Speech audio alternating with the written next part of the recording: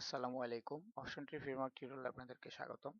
গত পর্বে আমি মেটাবক্স নিয়ে আলোচনা করছিলাম যে মেটাবক্স কিভাবে অ্যাক্টিভ করতে হয়, কিভাবে অ্যাড করতে হয়, কিভাবে একটা কাস্টম টেমপ্লেটেও শো করানো যায়। তো আজকে আমি আপনাদেরকে দেখাবো যে মেটাবক্সের মাধ্যমে কিভাবে লিস্ট আইটেম ডাইনামিক করা যায়। তো যেমন ধরেন এখানে আমার 3টা রো আছে। তো এগুলা আমি প্রত্যেকটা পেজেই এইরকম স্টাইলের অনেকগুলো পেজ হইতেই পারে ক্লায়েন্টের। সো এই কারণে আমি প্রত্যেকটার জন্য কাস্টম পোস্ট আলাদা না করে আমি লিস্ট আইটেম ভাবে এটা দিয়ে দিব। যেমন এখানে 3টা আছে, তো লিস্ট আইটেমের মাধ্যমে ক্লায়েন্ট যখন অ্যাড করবে, একটা দুইটা তিনটা অ্যাড করে নেবে, তখন যে কোনো পেজেই অ্যাড করতে পারবে। সো এই জন্য আমাকে ফার্স্ট অফ অল মেটাবক্সের লিস্ট আইটেমটাকে সাপোর্ট দিতে হবে।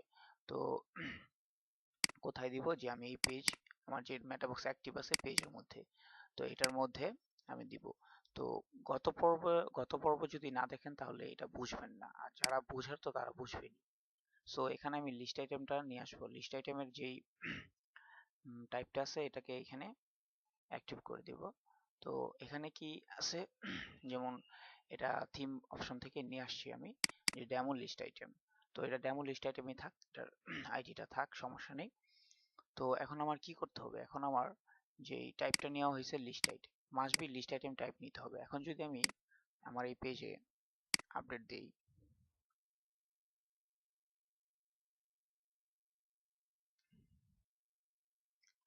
এখানে একটা লিস্ট আইটেম চলে আসছে।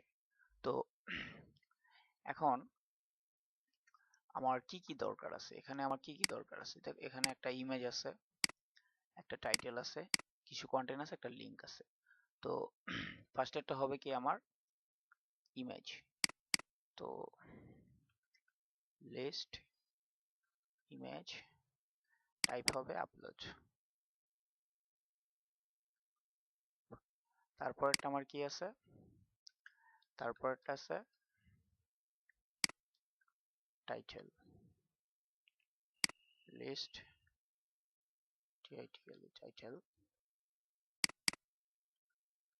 টেক্সট, দেন আছে আমার কন্টেন্ট,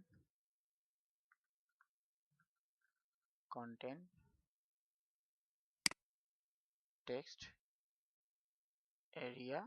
এখানে টেক্সট এরিয়া সিম্পল কাজ করবে, টেক্সট এরিয়া কাজ করবে না, কারণ আমার ব্যাক এন্ডে অলরেডি টেক্সট এরিয়াটা আছেই, তো দুইটা একসাথে কাজ করে না। তো আমার এটা হচ্ছে আপলোড ইমেজ টাইটেল এবং কন্টেন্ট এবং লিংক।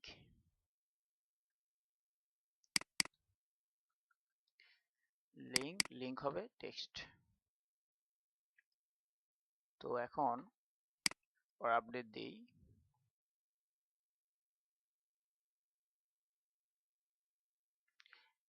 এখন আমি কিন্তু টাইটেল দুইটা হয়ে গেছে, এখানে দেখা যাচ্ছে যে ডিফল্ট টাইটেলে চলে আসে, নর্মাল টাইটেলে চলে আসে। সো আমার এই টাইটেলটার দরকার নেই, এটাকে আমি কেটে দিই। এটার ভ্যালু আমরা জানি, এটার ভ্যালু টাইটেলই হবে। তো এখন আমার তো টোটালি মানে স্ট্রাকচারটা চলে আসছে প্যানেলে, যে আমি কি করব এখন।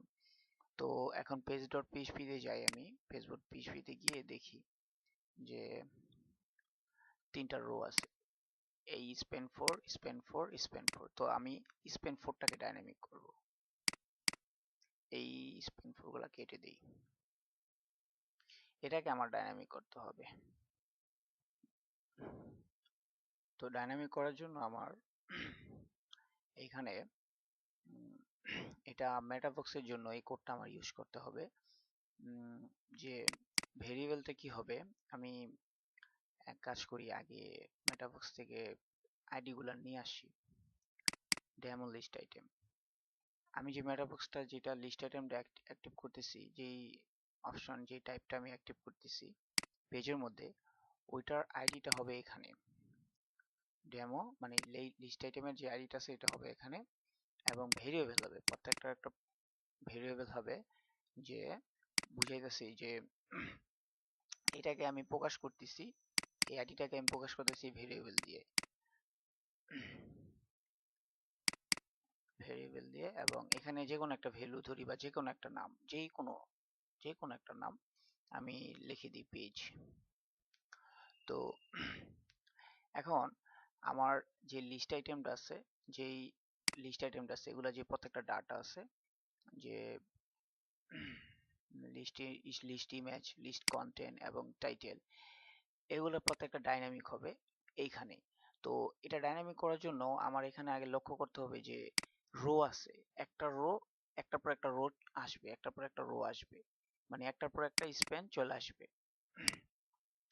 এটা রোর মধ্যে আছে। তো যেটার মধ্যে থাকবে ওইটা ইকুর মাঝখানে হবে।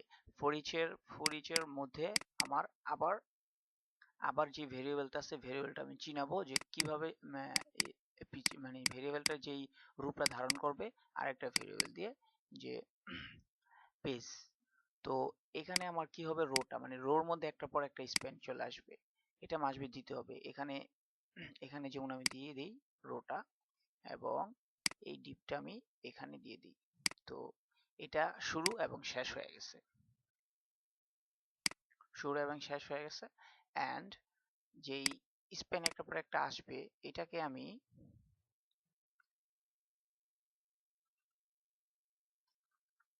এখানে দিয়ে দিব, এই কোর মাঝখানে দিয়ে দিব, এবং এটার ভেরিয়েবল গুলা, এটা যে ভেরিয়েবল আছে এখানে রূপান্তর হবে কি, পেজ দিয়ে। ওকে। তো থিম অপশনে যে লিস্ট আইটেম আমি বুঝাই আসছিলাম, ওইটা দেখলে এটাও মোটামুটি ইনশাল্লাহ ক্লিয়ার হয়ে যাবে।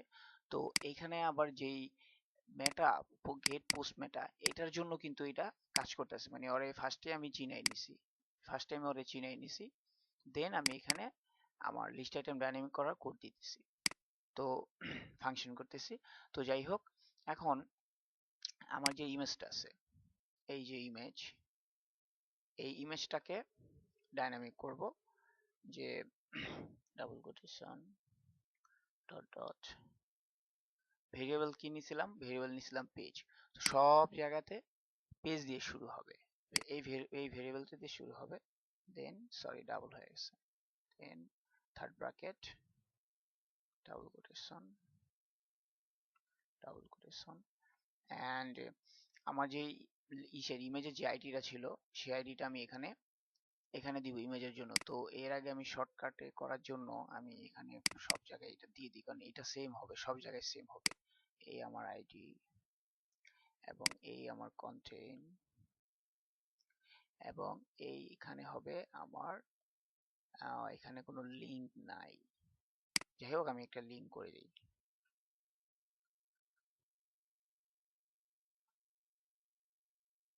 লিঙ্ক করে দিলাম। এইখানে হবে আমার লিঙ্ক।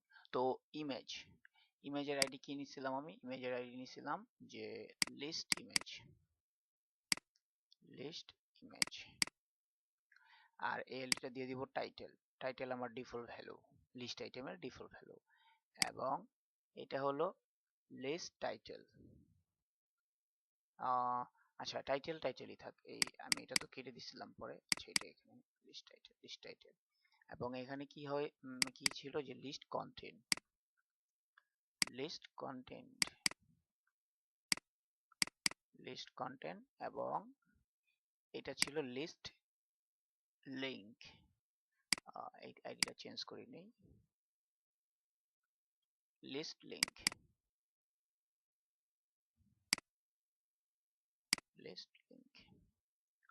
তো আমার টোটালি এটা ডাইনামিক হয়ে গেছে, যে লিস্ট আইটেমটা আমার কোথায় আছে, আমার পেজের এই কোয়ারির মধ্যে আছে, পেজের কোয়ারির মধ্যে আছে, ইন্ড হোয়াইল, ইন্ডিফ, এবং পেজের যে কোয়ারি শুরু হয়েছে ইফ পোস্ট, এর মাঝখানে আমার লিস্ট আইটেমটা ডাইনামিক হয়েছে। তো এটা নর্মালি থিম অপশন থেকে এখানে ডাইরেক্টলি চলে আসবে না, এটা মেটা বক্সেই কাজ করবে। এখন আমি যদি এখানে রিলোড দিই, এটা পুরাই পুরাই চলে যাবে, এটা কিন্তু পুরাই চলে গেছে। তো এখন আমার যে এখানে ডাটা আছে, যেমন আমি এটাকে আবার রিলোড দিয়ে দিই, কারণ একটা টাইটেল কেটে দিছিলাম,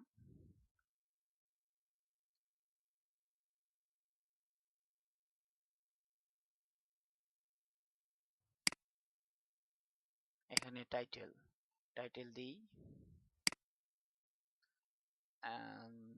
এই টাইটেলটা ইউজ করি আমি। এখানে টাইটেল, একটা ইমেজ আপলোড করব, যে কোনো একটা ইমেজ দিই, দেখি উইডে আবার সমস্যা হয় কিনা। উইড হাইটে অনেক বড় তো ইমেজ, এবং কিছু কন্টেন্ট এবং লিঙ্ক ডাবল এস দিয়ে দিই, আপডেট, রিলোড। আমার এখানে ডাটা চলে আসছে, দেখেন এখানে খুব সুন্দরভাবে ডাটা চলে আসছে। তো এটার জন্য আমার এখন কাস্টম পোস্ট করতে হইতেছে না বা এডিটরে দিতে হইতেছে না, আপনি লিস্ট আইটেম দিয়ে রাখবেন। দেখেন এই যে রোটা ছিল, এই রোর মধ্যে চলে আসছে, রোর মধ্যে চলে আসছে। তো এখন যদি আপনি চান যে না, যখন এটা লিস্ট আইটেম দিবে তখন এই ডিপটা সহকারে চলবে, তাহলে চালাকি করে যে এখানে আমি, এখানে যে আমি ডিপটা দিছিলাম, তো আপনি এটাকে কেটে এখানে বসাই দিবেন। তো আবার তখন আবার একটু সমস্যা আছে, একটু সমস্যা হবে, ঝামেলা হবে, যে এটা যদি আবার ডাইনামিক করতে চান তখন আবার হবে না, তখন আবার প্রবলেম দেখা দিবে। দেখেন এখন এখন কিন্তু ওইটাও শো করতেছে। আর যদি লিস্ট আইটেমটা কেটে দিই আমি, যে ডিলিট ডিলিট করে দিই, এবং মাস্ট বি আপডেট দিতে হবে, তা না হলে ডাটাবেস কিছুই পাবে না খুঁজে, তো আমার আগের ডাটাটাই নিয়ে আসবে।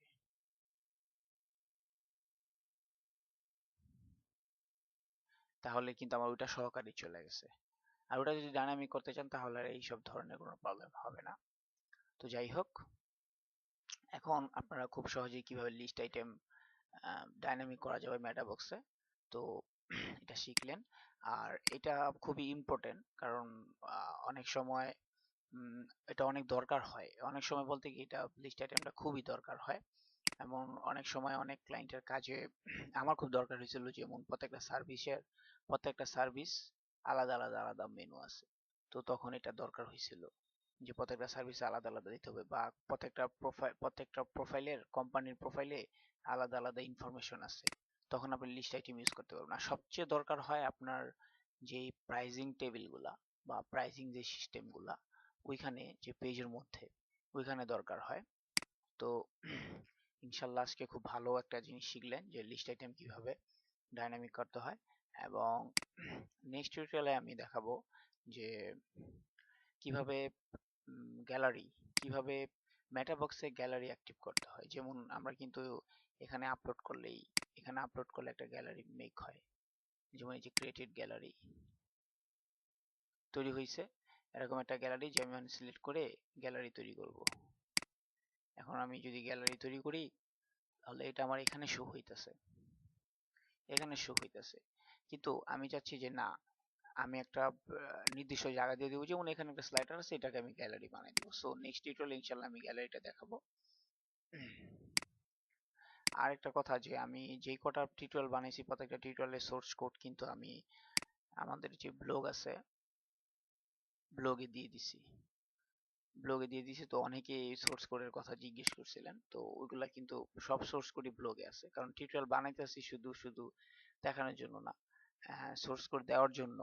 কারণ অধিকাংশ লোকই আছে যে, যেমন আমি নিজেও সোর্স কোড ছাড়া কিছুই বুঝি না। সো সবাই মানে সোর্স কোডটা খুব দরকার, অনেক বড় বড় ডেভেলপাররা হেল্প নিয়ে নিয়ে কাজ করতেছে। সো এই কারণে সোর্স কোডগুলো আমি এখানে দিতেছি। আর তারপরে যদি আপনাদের কোনো প্রবলেম হয়ে থাকে, তাহলে আপনারা আমাদের যে ফ্যান পেজ আছে এই পেজের মধ্যে মেসেজ করতে পারেন, বা পার্সোনাল মেসেজ পাঠাইতে পারেন, বা মেইল পাঠাইতে পারেন, বা কমেন্টসে বলতে পারেন। কমেন্টসে বললে সবচেয়ে বেস্ট হয়। তো ইনশাল্লাহ নেক্সট টিউটোরিয়ালের জন্য ওয়েট করুন। আসসালামু আলাইকুম।